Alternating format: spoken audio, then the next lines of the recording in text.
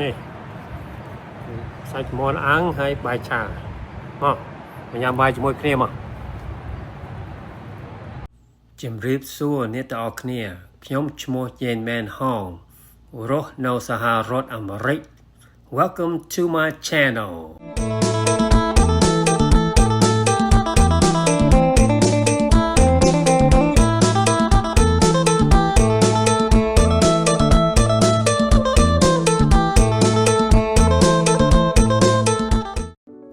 សួស្តីអ្នកទាំងអស់គ្នាថ្ងៃនេះខ្ញុំចង់បង្ហាញកន្លែងសម្រាប់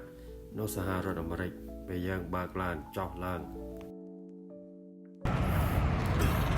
បាទពេលយើងហូបបាយរួចហើយខ្ញុំដើរមកជុំពីជុំហើយកុំឲ្យបតឹងពោះហើយយើងពេលធ្វើការបើកឡាន truck ស្អីបើយើងអត់ថាខ្លួនអាហ្នឹងវាកើតជំងឺហើយខ្ញុំឮថាមនុស្សខ្លះខ្ញុំធ្លាប់ឮថា case ខ្លះគេចតឡាន truck ហ្នឹងហើយគេឃើញមួយថ្ងៃពីរថ្ងៃអត់មានណាគេចេញមកហើយអ្នកខ្លះគេធំក្លិនគេស្អុយស្អីហើយគេទៅបើកមើលឆែកមើលហើយអ្នកនៅហ្នឹងគេស្លាប់នៅហ្នឹងពីព្រោះគេកើត heart attack ហ្នឹងភាសាខ្មែរខ្ញុំមិនដឹងថាម៉េចប៉ុន្តែដូចវាបែកដងវាទ្រង់វាខូចហើយអ្នកហ្នឹងគេនៅក្នុងឡានហើយគាត់ស្លាប់នៅក្នុងឡាន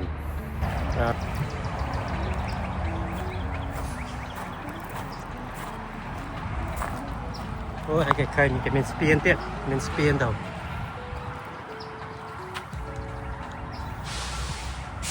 ហើយខ្លះឃើញទៅនោះ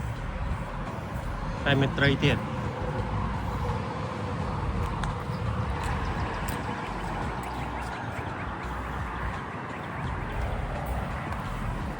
បាទកាលមុនខ្ញុំមកនេះឃើញត្រីនៅក្នុងហ្នឹងនៅក្នុងស្ទឹងហ្នឹងហៅ freeway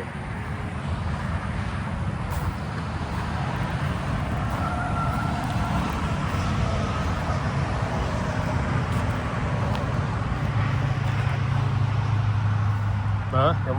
ពាក់បាជើងផ្ទាត់បាទខ្ញុំពាក់តែស្បែកជើងផ្ទាត់ទេពីព្រោះពេលខ្ញុំពាក់ស្បែកជើងធម្មតាវាស្អុយជើងហ្នឹងអត់មានចាញ់ខ្យល់ចេញចូលចឹងបានខ្ញុំចូលចិត្តពាក់ស្បែកជើងផ្ទាត់ប៉ុន្តែខ្ញុំទុកបកគូនៅក្នុងឡានប្រហែលយើងត្រូវការស្បែកជើងធម្មតាហ្នឹងអូមើលណាស្អាតទេ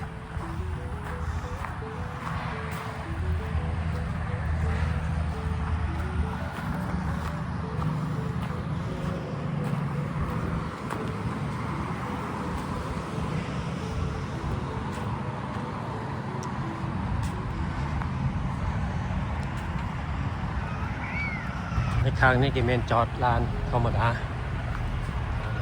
ហ្នឹងហើយខ្ញុំតអានេះគេមានប្រព័ន្ធ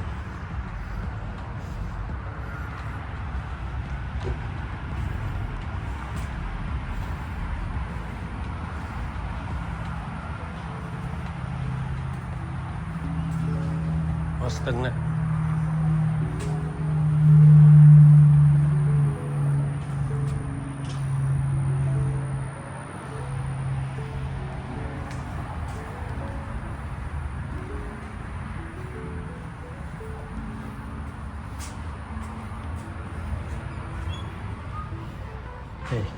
ហើយប្រព័ន្ធកន្លែងស្ត្រីកន្លែងបរោះ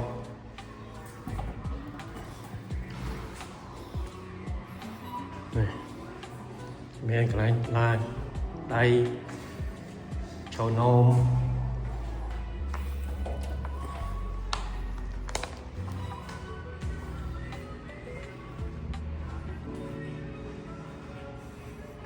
នេះគេថា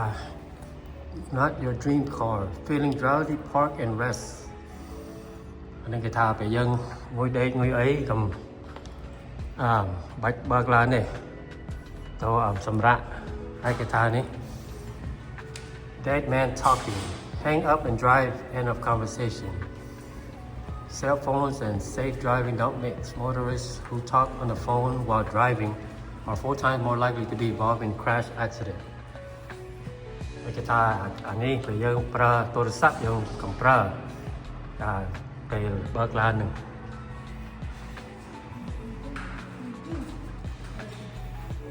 នេះរថ Texas ហើយគេនេះផ្លូវគេទៅទីណាទីក្រុងផ្សេងនេះផ្លូវអានេះទីក្រុងខ្ញុំនៅនេះ Houston ហើយឥឡូវនេះខ្ញុំបើកឡានទៅដល់ Dallas នេះ4 ម៉ោងណាបើកឡាន45អានេះ freeway គេហៅ45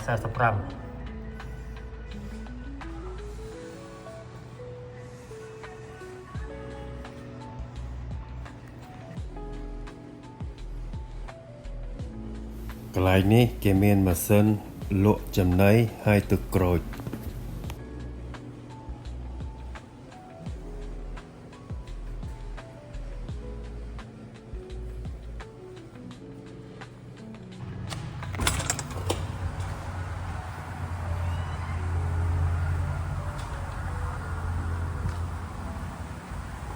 ហើយគេថាកន្លែងនេះNavarro County នេះកន្លែងគេហៅ Navarro County ហើយគេមានសត្វចាបសត្វនៅកន្លែងនេះហើយកន្លែងអង្គុយសម្រាប់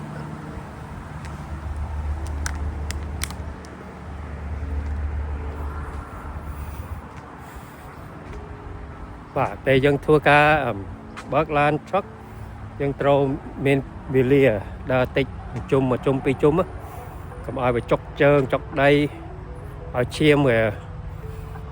រត់ឲ្យឈាមវា flow នៅក្នុងខ្លួនយើងហ្នឹងណាបាទ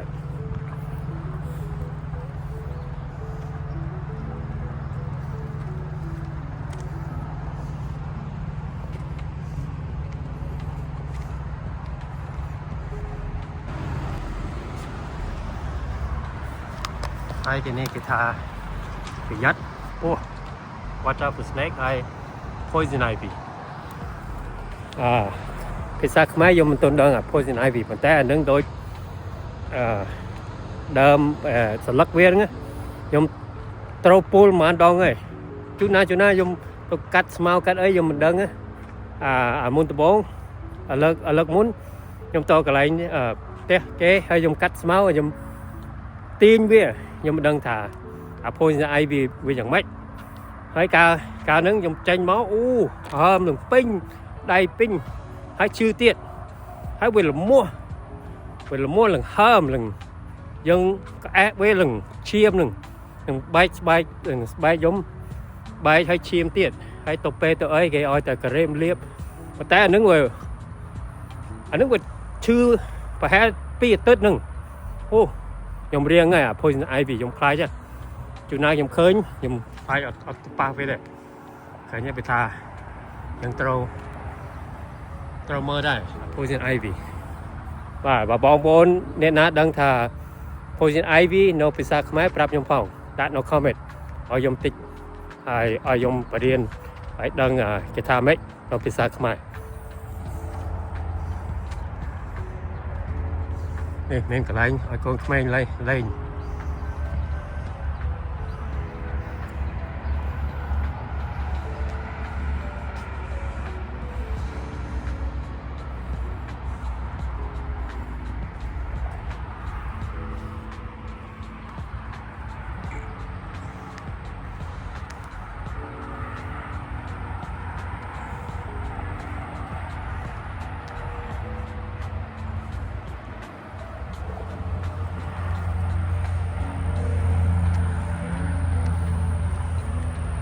ជុំបឹងហ្នឹងលើហ្នឹង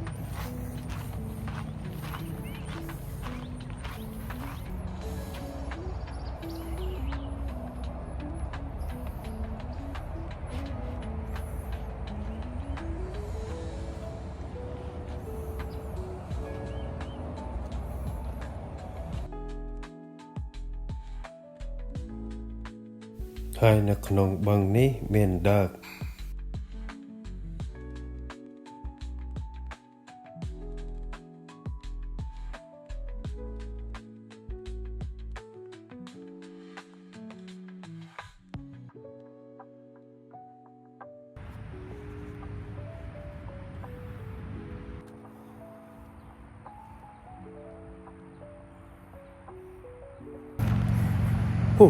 20 នាទីខ្ញុំហើយខ្ញុំដើរជុំវិញទៅវិញមកជុំដើរមកជុំទៀតហើយត្រឡប់ទៅវិញអូខេអរគុណណាស់ដែលបានទស្សនាវីដេអូរបស់ខ្ញុំហើយចាំថ្ងៃក្រោយជួបគ្នាទៀតអរគុណច្រើន